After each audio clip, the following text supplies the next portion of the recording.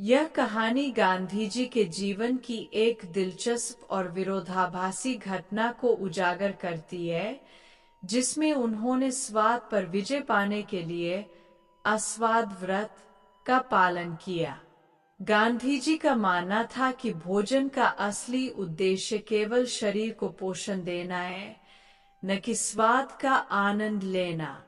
इसके लिए उन्होंने नीम की कड़वी चटनी का सहारा लिया ताकि स्वाद की लालसा को खत्म किया जा सके।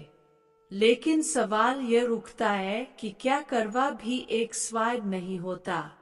गांधी जी के अनुसार कड़वा स्वाद जीभ को संतोष देने वाला नहीं होता और यह स्वाद पर विजय पाने का माध्यम है।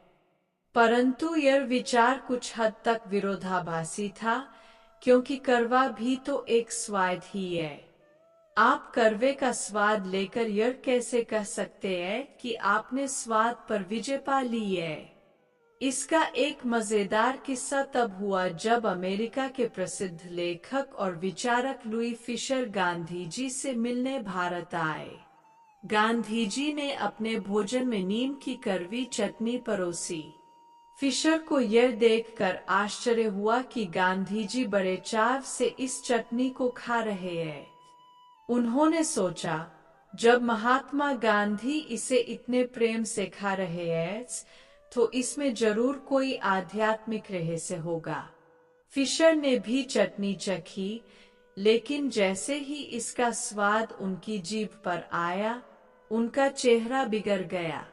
यह स्वाद उनके लिए बेहद असहनीय था। उनका पूरा मुंह कड़वा हो गया और वह सोचने लगे कि आखिर गांधी जी इस कड़वे स्वाद को कैसे पसंद कर रहे हैं। लेकिन गांधी जी के सामने कुछ कहने का साहस फिशर नहीं जुटा पाए।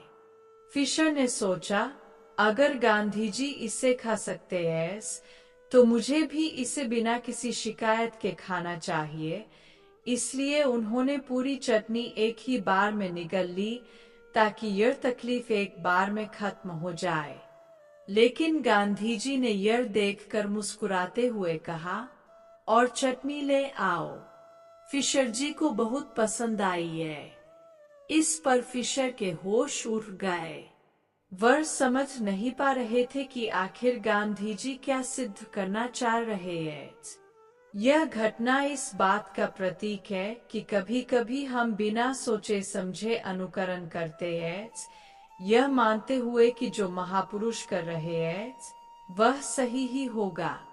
परंतु सत्य यह है कि कड़वा भी एक स्वाद है और स्वाद को पूरी तरह से समाप्त करना असंभव है।